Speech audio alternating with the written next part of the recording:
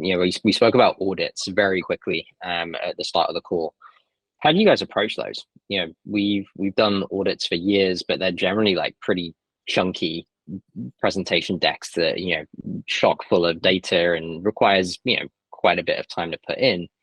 What success have you found from like lighter weight audits potentially, where it's not such a huge presentation or anything? Like, just wanted to get your perspective on what you've seen work, I guess, from an audit standpoint. I can kick that off.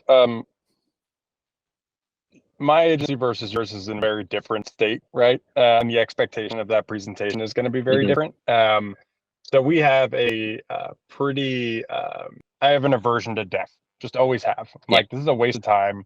They're not going to get any additional value out of this.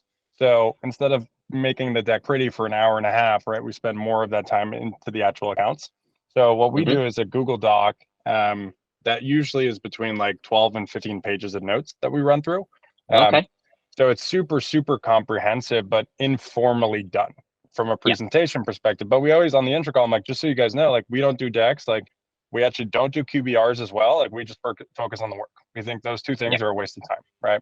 Very, very different than most people, right, on the agency side. And I think they appreciate that. But then it also allows us to really dive deep, right, in our actual like findings. Our audit close rate is about 90%. And so like, we just like, it works, no need to change it, right? Definitely. We've adapted ours. I'll share my screen.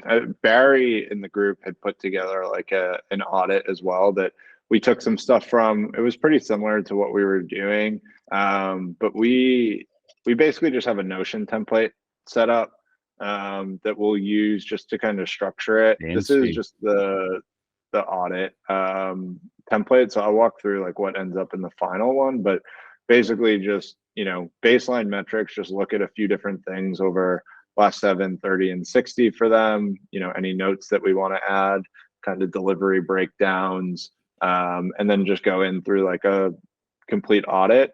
If this was not like just the template, what we do is we have kind of a link to a creative report, and then usually like a Power 5 up top in terms of like, here are the biggest opportunities for growth. But we spend most of the time just walking through creative and like the 5 opportunities, like, hey, you guys are optimizing for clicks, not purchases, or whatever the case may be.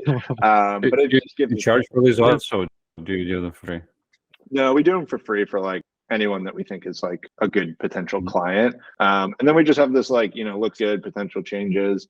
I think, one thing that we try and do, I would say that we're as honest as we can be. Like, I think audits can be really dangerous, where like if any good media buyer audited our account, like, I think there'd be things that they'd be like, this is stupid. And it's like, well, we've tested that and it didn't work, or whatever the case may be. So like, I try not to make the audits like, I can't believe your media buyer is doing this. Like, we're going to get you a 10x return just by changing these few things. Like, we try to make it more conversational of like, hey, like, I noticed that Advantage Plus is like, performing better, but you haven't increased the budget on it, and looks like you're scaling this. Like, why is the reason for that? And they may say, I always like, try hey, to we're find seeing something else. to. I always try to find something positive to say about the media buyer that's in the account.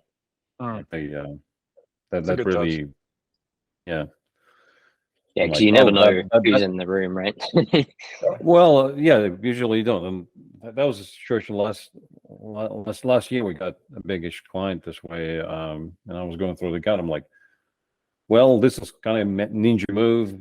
This is what we used to do 5 years ago because YouTube attribution was different, that kind of stuff. He's like, oh, how did you know about this ninja move? And I'm like, well, I learned it from so and so.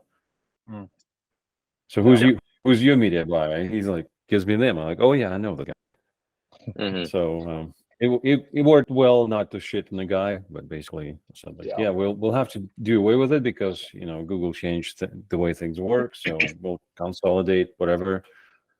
But that was a really good idea a couple of years ago.